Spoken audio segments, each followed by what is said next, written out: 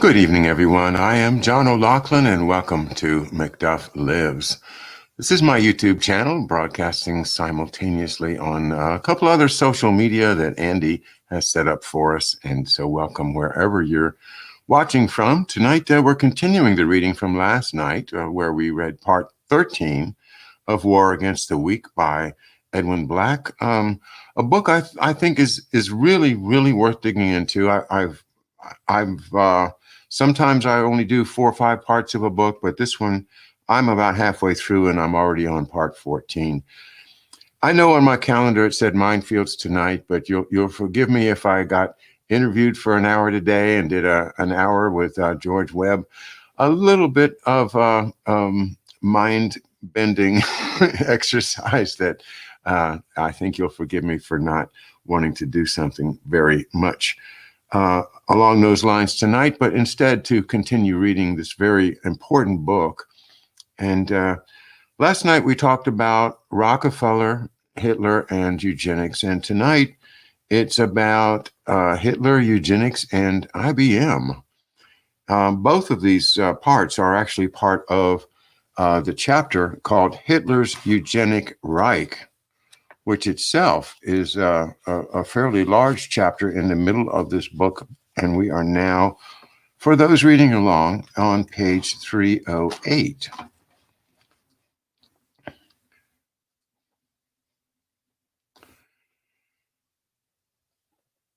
So the last point made by Spielmeyer, who was reporting to the Rockefeller bosses at Rockefeller Foundation, that the money given for the chemical division had in fact been diverted by the Nazis to use for, quote, racial research, unquote. And in those days and in that place, racial research meant the Jews. At about the same time, an internal note was circulated to Rockefeller Foundation officials informing them that a Jewish doctor at the Institute for Anthropology, Human Heredity, and Eugenics had made clear to the foundation that, quote, in his lifetime, the Jews will not be permitted to return to Germany, unquote. Nonetheless, the foundation found additional recipients for its German research funding. The foundation began financing biologist Alfred Kuhn's hormone studies on meal moths. German race hygienists had been actively researching moths for years, claiming they exhibited what Lenz in the Archiv für Rassen- und Gesellschaftsbiologie called Mendelian segregation in later generations, unquote. As such, moths were an ideal species to study for, quote, carriers of defective genes. Rockefeller official Wilbur Tisdale commented on Kuhn's 1934 grant, quote, however uncertain the political situation might make a large or long-time project, we are safe in dealing with sound men such as Kuhn on a year-to-year basis. Tisdale added, nowhere in the continent or England does one find chemists, embryologists, and geneticists willing to cooperate among themselves as are these German scientists. For Rockefeller, it was just eugenics. But for Hitler, science and technology were magical weapons to wield against the Jews and all other non-Aryan undesirables. Just after Hitler rose to power, IBM initiated an aggressive commercial compact with Nazi Germany, generating windfall profits as it organized and systemized the Reich's anti-Jewish and eugenic programs. As the Hitler regime took every step in its war against the Jews and all of Europe, IBM custom designed the punch cards and other data processing solutions to streamline those campaigns into what the company described as, quote, blitzkrieg efficiency, unquote. Pardon me.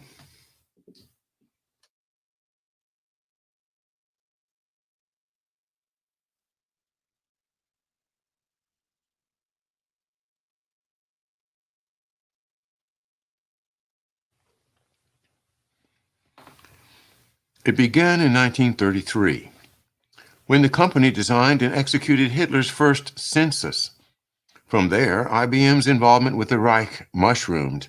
On January 8, 1934, IBM opened a $1 million factory in Berlin to manufacture holorith machines and coordinate data processing functions.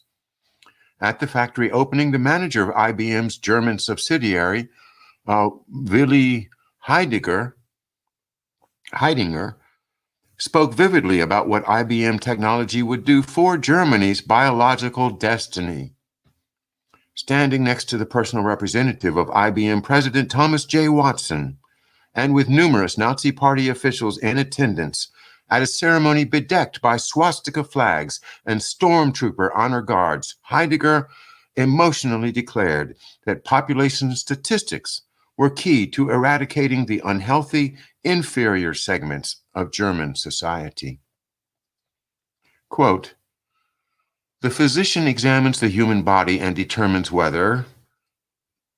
all organs are working to the benefit of the entire organism," asserted Heidinger to the crowd of Nazi officials. "We, IBM, are very much like the physician in that we dissect, cell by cell, the German cultural body. We report every individual characteristic on a little card. These are not dead cards. Quite to the contrary, they prove later on that they come to life when the cards are sorted at a rate of 25,000 per hour, according to certain characteristics. These characteristics are grouped like the organs of our cultural body, and they will be calculated and determined with the help of our tabulating machine.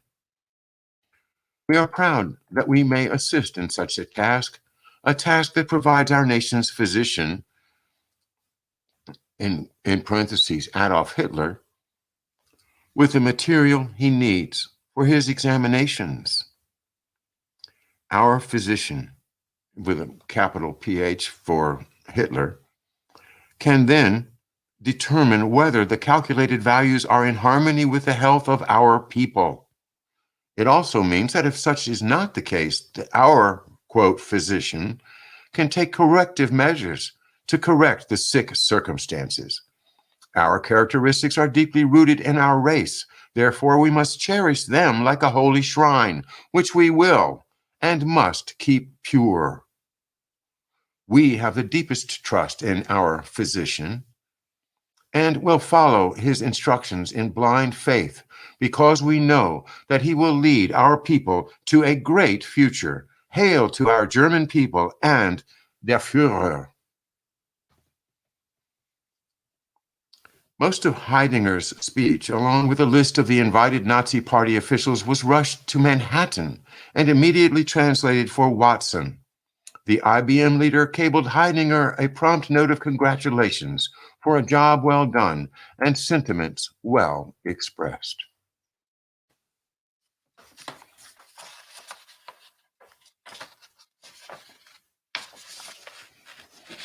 Following up an August 1934 article in IBM's German customer newsletter, Hollerith Nachrichten, extolled the benefits of advanced data processing for eugenics.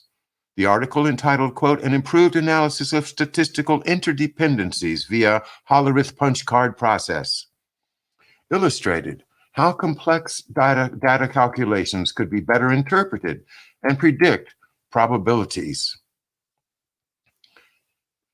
As a prime example, the journal cited the field of medicine and the science of genetics and race. Complex tabulations could be rendered, the article suggested, regarding, quote, "the size of fathers and their children, numbers of children and parents, diphtheria and age, and the different racial characteristics," unquote. Medical questionnaires to be filled out by hand were jointly designed by IBM engineers and Nazi disability or welfare experts for compatibility with Hollerith cards. For example, diseases were coded. Influenza was 3, lupus was 7, syphilis was 9, diabetes was 15. These were entered into field number 9. As a notice from IBM's German subsidiary advised, The questionnaires would have to be adapted to the technical demands of IBM's Hollerith system, not the other way around. All of this had to be done by hand. A vertical notice printed along the bottom left of the typical welfare forms often indicated the information was to be processed, quote, by the punch card office, generally an in-house bureau, unquote. Well, Andy, I know you had a short video that I thought was probably very much worth playing. If you want to cue that up while I have a sip of water and catch my breath, and then we'll continue our reading of Hitler's Eugenic Reich.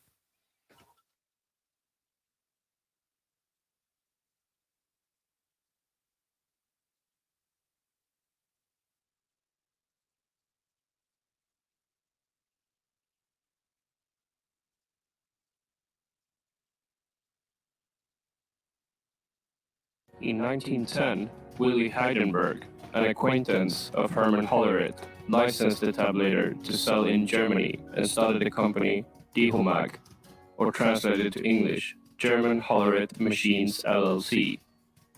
A year after, Hermann sold his company, the Tabulating Machine Company, to Charles Flint for over $1 million. With the purchase, Charles created the company Computing Tabulating Recording Company, or CTR, as a result of 3 acquisitions. Charles put in charge Thomas J. Watson to head the new operation, and in 1923, DHOMAG became a direct subsidiary and the company was renamed IBM. DHOMAG became the main provider for computing expertise for growing Nazi Germany to keep track on their population. In 1933, they had data over most of Nazi Germany's population with race data, family history, occupation, bank statements, and sexual orientation.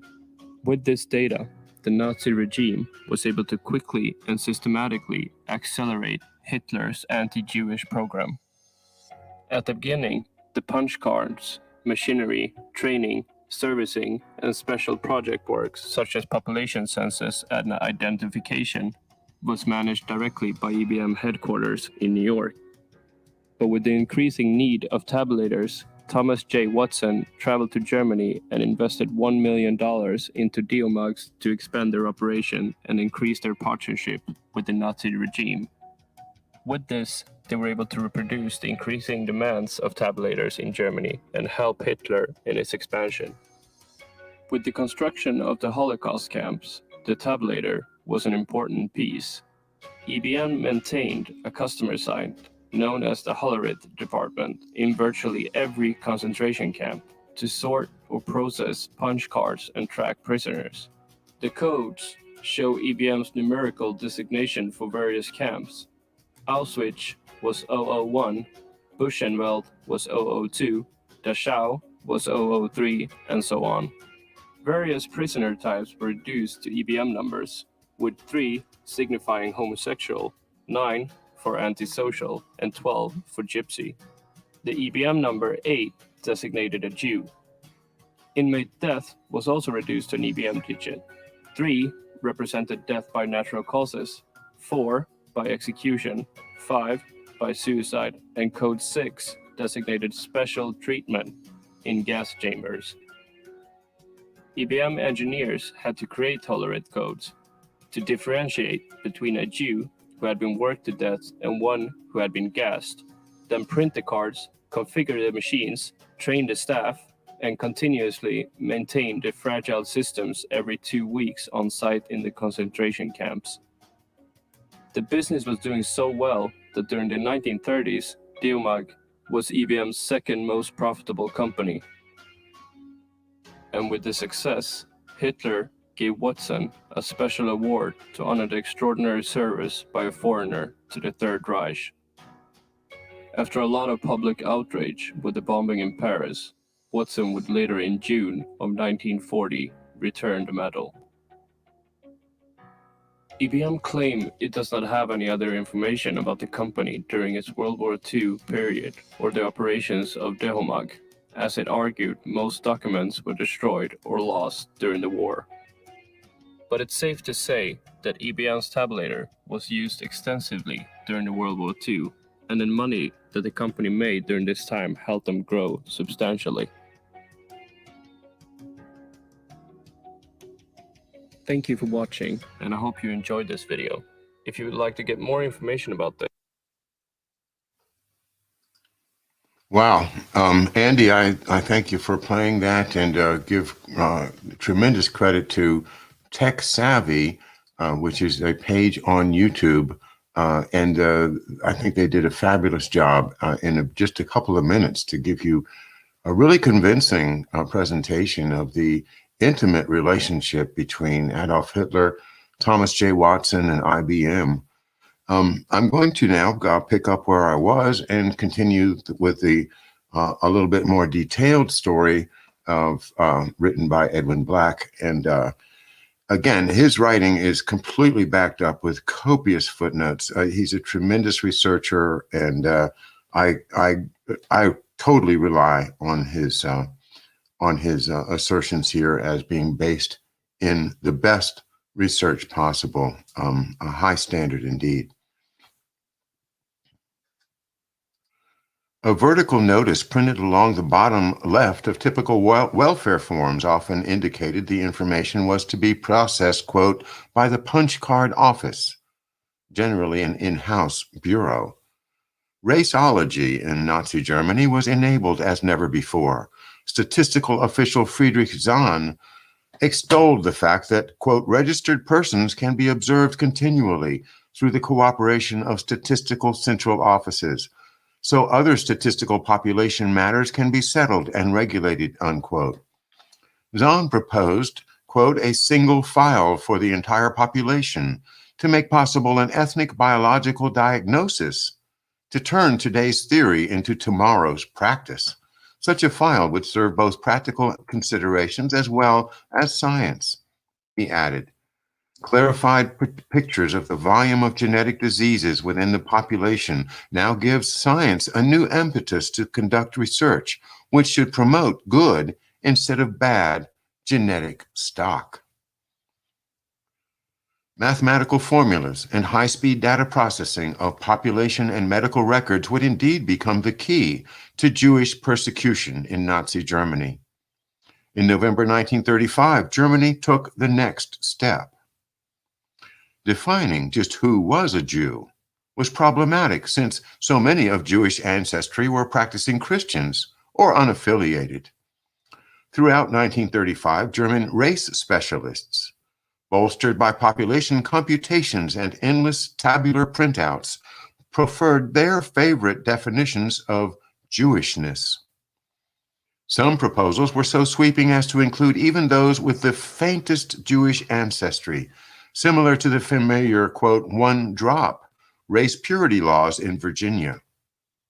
But many tried to create complex pseudoscientific castes comprised of, quote, full Jews who professed the religion or possessed 4 Jewish grandparents, as well as the so-called three-quarter, half, and one-quarter Jews with fewer Jewish ancestors. Adolf Hitler was personally aware of preliminary findings showing that while only about 500,000 Germans had registered as Jews in the census, the veins of many more coursed with traces of Jewish blood. About 1 million more, he thought. The Jews Hitler feared most were the ones not apparent, what eugenicists called, quote, the carriers, unquote. Gosh, isn't this language familiar with the language of today? Oh, it's, I'm just having a reality moment when I read all of this stuff, and it's chilling resonance with, the apparent totalitarian nightmare right around the corner for us with our capital city occupied by military troops and walls going up everywhere. It's difficult not to see the comparison to these chilling records of the eugenic Reich, Hitler's eugenic Reich.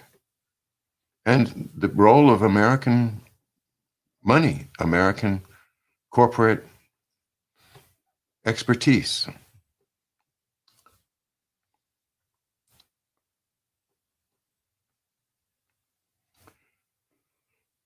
Suddenly, on September 13th, 1935, Der Führer demanded that a decree defining Jewishness be hammered out in time for his appearance 2 days later before the Reichstag at the culmination of Party Day festivities.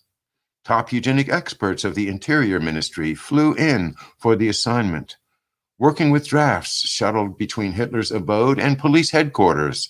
They finally patched together twin decrees of disenfranchisement and marriage restriction, the law for the protection of German blood, and a companion statute, the Reichsstadt citizenship law, deprived Jews of their German citizenship. These laws, the Nuremberg laws, would apply not only to full Jews, but also to half and quarter Jews, all defined according to complex eugenic mathematics. Jewish hybrids were called Mischling, or mixed breeds. High-speed Hollerith systems offered the Reich the speed and scope that only an automated system could deliver to identify not only half and quarter Jews, but even eighth and 16th Jews. It was a new automated system, yet applied to the well-developed, decades-old Cold Spring Harbor procedure of developing family pedigrees. The new formulaic approach to Jewish persecution exploded into world headlines. Under a page one banner story, the New York Times' lead was typical, quote, National Socialist Germany definitely flung down the gauntlet before the feet of Western liberal opinion tonight and decreed a series of laws that put Jews beyond the legal and social pale of the German nation. The newspaper went on to detail the legal import of the new ancestral fractions. The news was everywhere and inescapable. Centuries of religious prejudice had now been quantified into science. Even if Germans of Jewish ancestry had been practicing Christianity for generations, as many had, henceforth they would all be legally defined as a race without regard to religion. That was in 1935. 11 years earlier, Harry H. Loughlin's memo to Representative Albert Johnson's House Committee on Immigration and Naturalization regarding Jewish racial quotas read, quote, for this purpose, it would be necessary to define a Jew. Tentatively, such a definition might read, quote, a Jew is a person 50% or more of whose ancestry are generally recognized as being Jewish in race.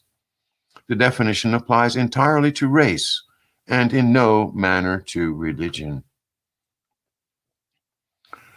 Shortly after the Nuremberg laws were promulgated in 1935, and in view of the negative publicity race laws were receiving, Nazi eugenicist Ernst Rodenwald thought it might be helpful to give Loughlin special recognition for his contribution to Reich policy. Rodenwald suggested an honorary degree for Loughlin. In a December 1935 letter to Karl Schneider, dean of the University of Heidelberg's medical school, Rodenwald wrote, quote, every race hygienist knows Loughlin as a champion of the eugenic sterilization. Thanks to his indefatigable studies and his indefatigable propaganda activity in America, there exist, since the end of the 1920s in several states of America, sterilization laws, and we can report about 15,000 sterilizations until 1930, mainly in California. Professor Loughlin is one of the most important pioneers on the field of racial hygiene. I got to know him in 1927 in Cold Spring Harbor. Heidelberg University's honoring Professor Loughlin's pioneer work would, in my opinion, make a very good and compensating impression in America, where racial hygienic questions are propagated in the same way as here, but where many questions of the German racial hygienic laws are mistrusted. Schneider gladly approved the honor. Loughlin could not travel to Heidelberg to accept, but he expressed his gratitude in a letter to Schneider. I was greatly honored, OLoughlin wrote, to accept this degree from the University of Heidelberg, which stands for the highest ideals of scholarship and research achieved by those racial stocks which have contributed so much to the foundation blood of the American people. I consider the conferring of this high degree upon me not only as a personal honor, but as evidence of a common understanding of German and American scientists of the nature of eugenics as research in and in the practical application of those fundamental biological and social principles. In other words, we all drinking the same Kool-Aid. Pardon me.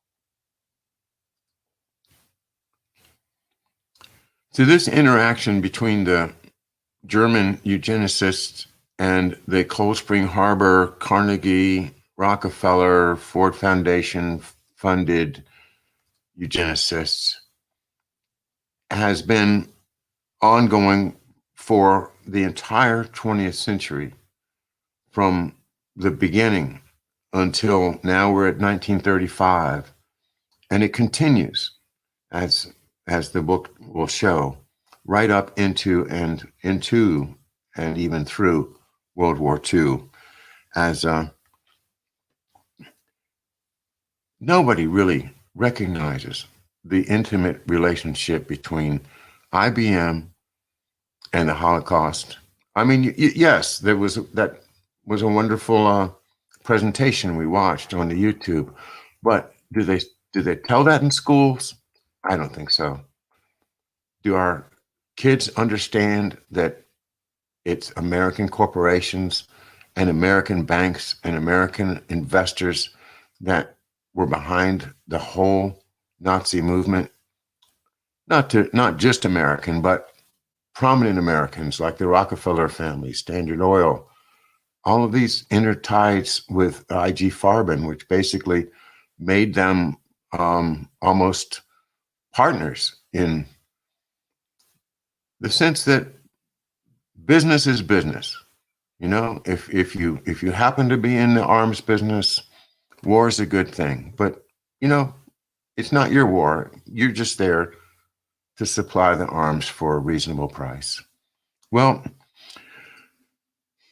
beyond that, the tools for genocide, the computerized databases that are developed for the specific purpose, not only of finding and eliminating those practicing Jews that are out saying they're Jews, but anyone who has a certain percentage of ancestry that happened to have been Jewish is now considered to be a separate race and a lower race and a race to be eliminated.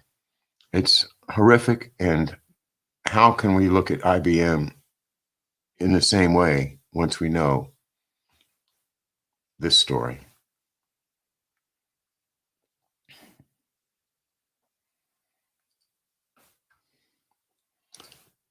Some 3 years after OLoughlin's award, shortly after World War II broke out in September of 1939, the same Carl Schneider helped organize the gassing of thousands of adults adjudged mentally handicapped. The project was codenamed T4 after the address of the staff located at Tiergartenstrasse 4 in Berlin. Mass gassings with carbon monoxide, which began in January 1940 at locations across Germany, proved most efficient. Victims were told to undress and to enter a room resembling a shower, complete with tiled surfaces, benches, and a drain. Crematoria were erected nearby to dispose of the bodies. From 1936 to early 1939, Nazi Germany was considered a threat to the other countries of Europe, and indeed to all humanity. Refugees flooded the world. The Third Reich continued arming for war and demanded territorial concessions from its neighbors. In 1938, the Nazis annexed Austria, and then in early 1939, the Reich overran Czechoslovakia in pre-war aggression and consolidation. Concentration camps of gruesome notoriety from Dachau to Buchenwald were established across Germany. The horror stories they inspired became common talk of the day. Nazi subversion was a new fear in American society. Certainly, there were many vocal Nazi sympathizers in America, but those who supported any aspect of the Hitler regime, from economic contacts to scientific exchanges, did so at substantial moral risk. Genuine revulsion with Nazified eugenics was beginning to sweep over the ranks of previously staunch hereditarians who could no longer identify with a movement so intertwined with the race policies of the Third Reich. A group of longtime eugenicists and geneticists spoke of a resolution to disassociate eugenics from issues of race. Letters to Davenport calling for his support were unsuccessful. Institutions such as the Eugenics Research Association, the American Eugenics Society, the Eugenics Record Office, and a labyrinth of related entities all remained intact in their support of Germany. Monthly coverage in Journal of the American Medical Association became more skeptical and detached starting about 1936, with headlines such as, quote, strangulation of intellectualism, placing the Nazi takeover of medical science into clearer perspective. One JAMA article unambiguously explained, quote, the president of the new medical society is no distinguished clinician. He is the Nazi district governor of Vienna. That is to say, a politician who is also an official of the Nazi Bureau of National Health, unquote. JAMA also began inserting quotation marks around Nazi medical expressions and statements to differentiate them from ordinary medical discourse. After Raymond Fosdick assumed the presidency of the Rockefeller Foundation in 1936, the charitable trust became increasingly unwilling to fund any projects associated with the term eugenics, even Fisher's genealogical studies. The idea of investigating family trees was just too emblematic of repressive Nazi persecution. Funding was also curtailed for some of the foundation's traditional programs at the Kaiser Wilhelm Institutes. Money continued to flow for eugenics projects, but only when they were packaged as genetics, brain research, serology, or social biology. For example, Rockefeller Fellowships and scholarships from 1936 through 1939 allowed German genetic researchers to travel to Cold Spring Harbor and California for further study. But the fact that Rockefeller executives became exceedingly cautious about their continued sponsorship of Nazi medicine was a testament to the controversial nature of any contact with the Third Reich. Indeed, on June 6, 1939, Fosdick circulated a pointed memo to Rockefeller Foundation executives, quote, I have read with a good deal of interest your letter number 40 of May 25th about our general relation with totalitarian countries, and particularly about the fellowship situation.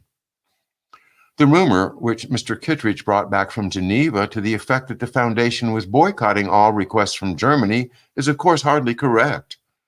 I am frank in saying that at the present moment it would be not only embarrassing, but probably impossible to make any major grants in Germany.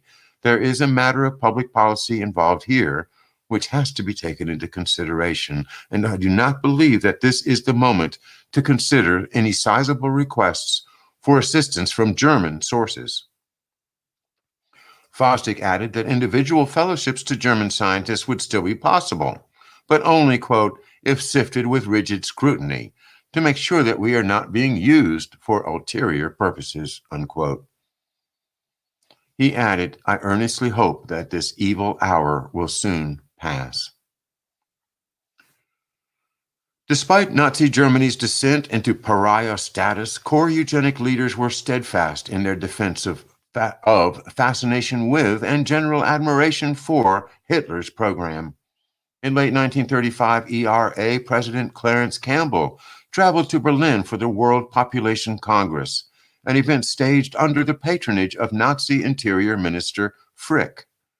Fischer was president of the Congress.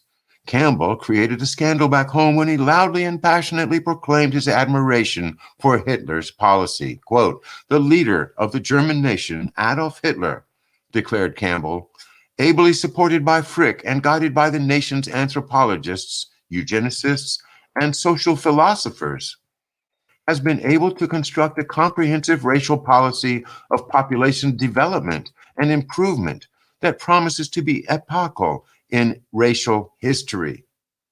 It sees a pattern which other nations and other racial groups must follow if they do not wish to fall behind in their racial quality, in their racial accomplishments, and in their prospects for survival." Campbell's speech made headlines in the next morning's New York Times. Quote, "U.S. eugenicist hails Nazi racial policy." When Campbell returned to America, he hit back at his critics in the lead article of the April 1936 issue of Eugenical News. It is unfortunate that the anti-Nazi propaganda with which all countries have been flooded has gone far to obscure the correct understanding and the great importance of the German racial policy, unquote. Throughout 1936, the American eugenic leadership continued its praise for Hitler's anti-Jewish and racial policies. Quote, "The last 20 years witnessed two stupendous forward movements, one in our United States, the other in Germany," declared California raceologist C.M. Goethe in his presidential address to the Eugenics Research Association. He added with a degree of satisfaction, quote, "California has led all the world in sterilization operations. Today, even California's quarter-century record has in 2 years been outdistanced by Germany." Eugenicist Marie Kopp toured 15,000 miles across Nazi Germany, and with the assistance of one of the Kaiser Wilhelm Institutes, was able to undertake extensive research on the Nazi program in cities and towns. Kopp was even permitted access to the secret Nazi heredity courts. Throughout 1936, Kopp wrote articles for eugenic publications, participated in promotional roundtables with such luminaries as Margaret Sanger, and presented position papers praising the Nazi program as one of, quote, "fairness." Kopp was able to assure all that, quote, "religious belief does not enter into the matter, because Jews were defined not by their religious practices, but by their bloodlines." As one American Eugenics Society luncheon, Kopp emphasized, quote, "Justice Holmes, when handing down the decision in the Buck versus Bell case, expressed the guiding spirit, quote, 'It is better for all the world if instead of waiting to execute degenerate offspring for crime or let them starve for their imbecility, society can prevent those who are manifestly unfit from continuing their kind. 3 generations of imbeciles are enough.'"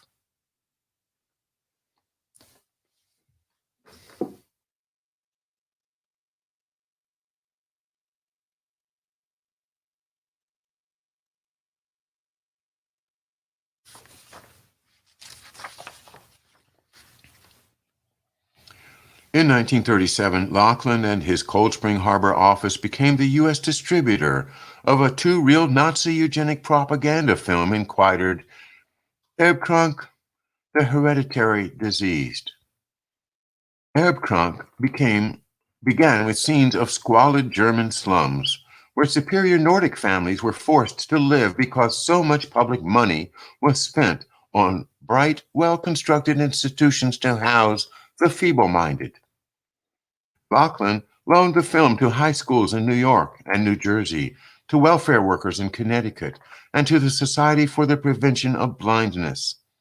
Although he acquired the film from the Race Policy Office of the Nazi Party, he assured, quote, "There is no racial propaganda of any sort in the picture. It is simply recognized that every race has its own superior family stocks and its own degenerate strains. How do you spell that? Erbkrunk? Yeah, it's a German word, Erbkrank, Erbkrank, and Erb, I think it's like roots, like the sickness in the roots, but I'd look it up. Erbkrank. There we go. How'd I do? Is that right? Mm-hmm.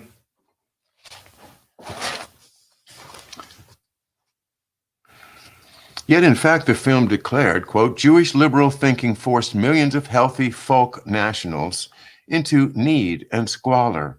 Folk meaning German race. VOLK just simply translates as folk, but it also has the overtones of race. While the unfit were overly coddled. In another frame, the movie explained, quote, the Jewish people have a particularly high percentage of mentally ill, unquote. Indeed, one archetypal defective citizen was a mental patient described as a, quote, 55-year-old Jew, deceitful rabble-rouser. No matter how dismal the plight of the Jews in Germany, no matter how horrifying the headlines, no matter how close Europe came to an all-out war, no matter how often German troops poured across another border, American eugenicists stood fast by their eugenic hero, Adolf Hitler. In 1938, Germany accelerated the humiliation of the Jews as well as the Aryanization and confiscation of their property. On November 10, 1938, the world was shocked by the German national anti-Jewish riots and pogroms known as Kristallnacht.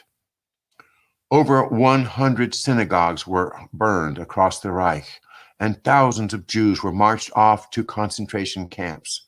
The Gestapo and the SS had by now subsumed the Kaiser Wilhelm Institutes, the Society for Racial Hygiene, and indeed all of German medicine. Fischer, Lenz, Rüden, and other stalwarts became the medical generals of Hitler's campaign against humanity. In 1936, Rüden assumed leadership of the Institute for Racial Hygiene in Munich, one of the main centers tasked with deciding which German citizens possessed Jewish blood and how much. In 1937, Lenz and Rüden, in a joint operation with the Gestapo, orchestrated the identification and rounding up of some 500 to 600, quote, Rhineland bastards, the offspring of black French colonial soldiers. They were all secretly sterilized. Some 200,000 Germans of all backgrounds had been sterilized by 1937. After that, the records were not published. Fischer was increasingly accompanied by SS officer Wolfgang Abel, who was usually dressed in a typical black Nazi uniform. The two could be seen in each other's company, even when visited by American eugenicists at the Kaiser Wilhelm Institute for Anthropology, Human Heredity, and Eugenics. Together, Fischer and Abel manufactured fictitious eugenic profiles of Jews, Gypsies, and other non-Aryan undesirables, accusing them of numerous hereditary afflictions. In order to justify their eugenic persecution, the Reich falsely ascribed flat feet, mental illness, and an assortment of other maladies to those the Reich wanted to eliminate. In one lecture, Fischer declared, quote, when a people wants somehow or other to preserve its own nature, it must reject alien racial elements, and when those have already insinuated themselves, it must suppress them and eliminate them. The Jew is such an alien, and thus, therefore, when he wants to insinuate himself, he must be warded off. This is self-defense. In saying this, I do not characterize every Jew as inferior, as Negroes are. And I do not underestimate the greatest enemy whom we have to fight, but I reject Jewry with every means in my power and without reserve in order to preserve the hereditary endowment of my people, unquote. The concept of describing people as leading a, quote, life unworthy of life sometimes known as worthless eaters, rose to the fore. See, Henry Kissinger did not invent that phrase. He probably learned it.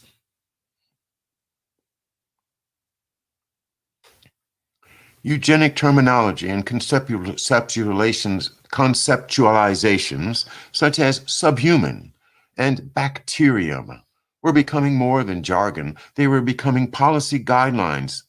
Leon Whitney, executive secretary of the American Eugenics Society, declared, quote, "While we were pussyfooting around, the Germans were calling a spade, unquote." Goddard expressed his frustration another way, quote, "If Hitler succeeds in his wholesale sterilization, it will be a demonstration that will carry eugenics farther than 100 eugenics societies could. If he makes a fiasco of it, it will set the movement back where 100 eugenics societies can never resurrect it."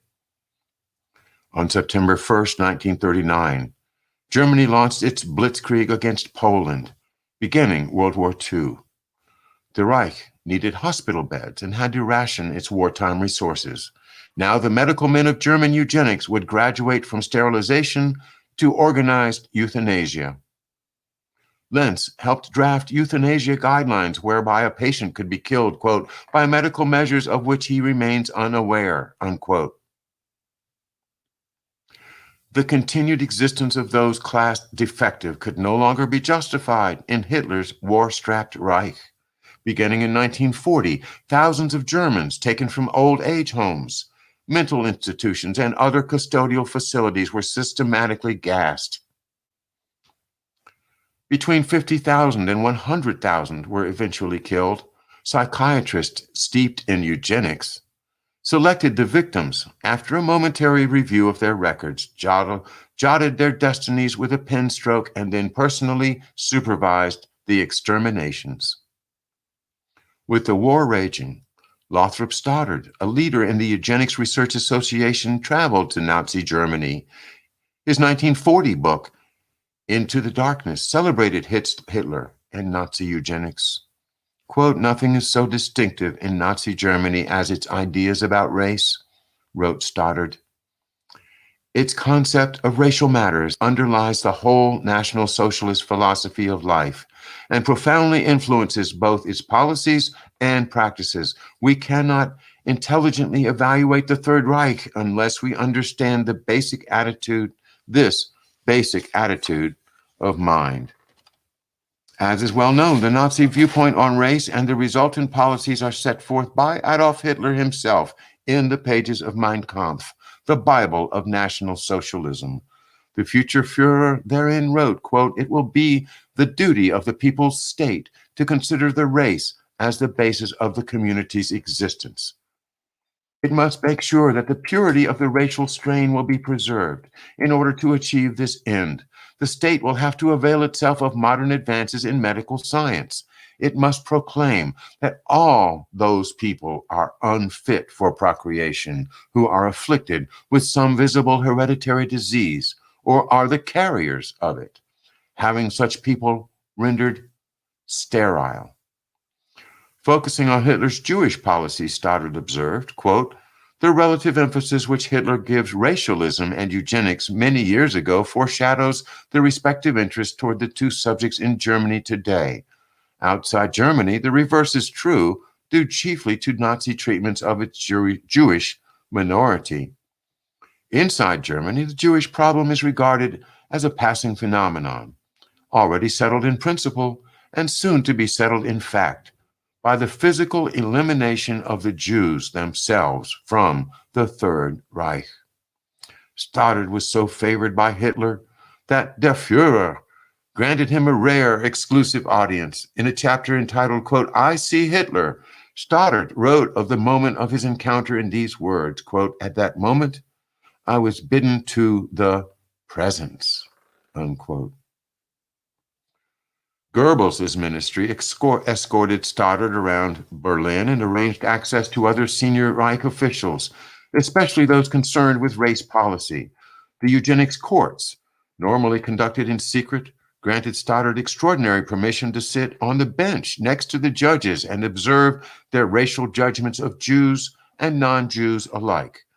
His courtroom experiences were recounted in a chapter entitled, quote, "In a Eugenics Court," in which he bemoaned the race tribunals for being, quote, "almost too conservative." As Hitler's divisions smashed through Europe, his eugenic ideal would be enforced not only against those in Germany, but also those in conquered or dominated countries. In country after country, Hitler rounded up the defective Jews and other subhumans, systematically making one region after another Judenrein, Jew-free. As Hess insisted, quote, "National Socialism is nothing but applied biology," unquote. For decades, Hitler's bloody regime, the Holocaust, and the Second World War would be perceived as merely the outgrowth of the unfathomable madness and blind hatred of one man and his movement, the lone shooter. But in fact, Hitler's hatred was not blind. It was sharply focused on an obsessive eugenic vision. The war against the weak had graduated from America's slogans, index cards, and surgical blades to Nazi decrees, ghettos, and gas chambers. And thus ends chapter 15 of War Against the Weak by Edwin Black, a book not for the weak, because we have to be mentally and spiritually strong. You know, as it says in the Bible, you know, we confront spiritual enemies, and our spirits have to be stronger. So this material, as tough as it is, will help us to be tough enough to confront and defeat these evil forces in our world. Thanks for being with me. I'll have the day off tomorrow, Sunday, as I usually do here at Mystery Island, to catch up with personal things and spend some time with family. But I'll also, of course, be over to the Charette House as that continuing going on with the archiving of my boxes full of MacDuff materials carries on, and the research and just the camaraderie. I'm certain to be enjoying that. So thanks, everybody. I will see you Monday morning.